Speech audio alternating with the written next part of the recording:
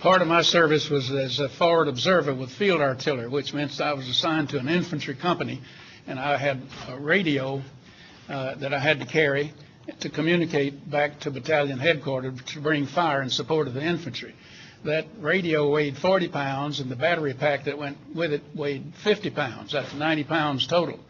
We were a two-man team, me and the corporal. We would usually go, he would carry the batteries at 50 pounds, and I would carry the radio at 40 pounds.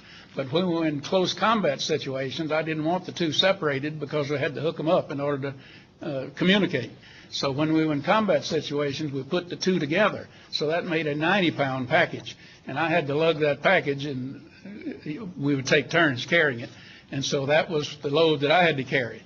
Paid off one time in the Siegfried line. We were fired upon, and fortunately the radio combination was hooked up, and my corporal had it on his back, so I simply ran over to him, picked it up, turned it on. Back then you had to wait about a minute for the tubes to warm up in the radio. Then I could call in my fire mission. All that time the machine guns were adjusting on us, getting closer and closer, kicking dust in our face from the machine guns. But finally the radio came on, I was able to bring in fire, and we neutralized the position. So 90-pound load is what I had to carry and keep up with the infantry. Anyone want to add to that? I would like to.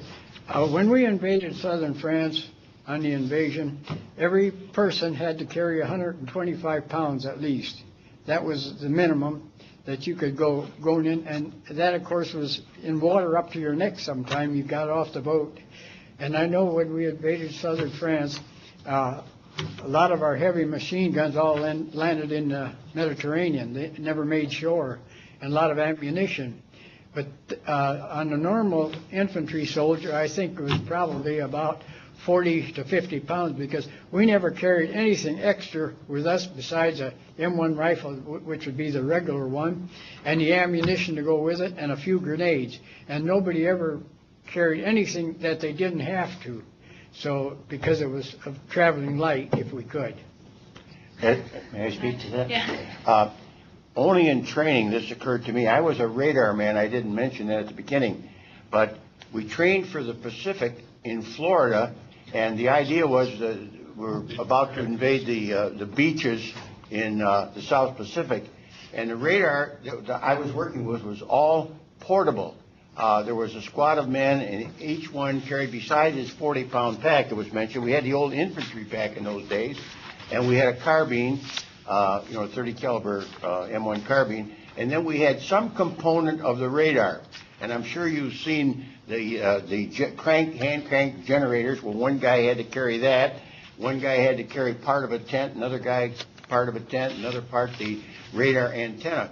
And the idea was we get on the beach, we get that tent up, someone cranked that generator, someone set up the radar and the antenna, and we'd move that manually, and we'd have competition to see how fast we could spot a plane.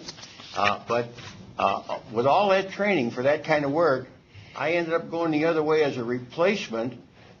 These radars that I was speaking of were short range, about 40 or 50 miles.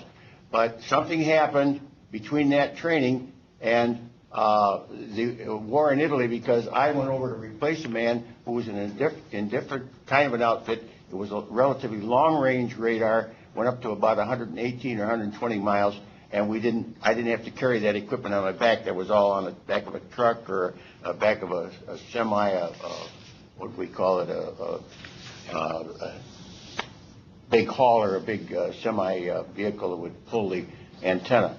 So it was training for one thing, but doing something else in a different setting.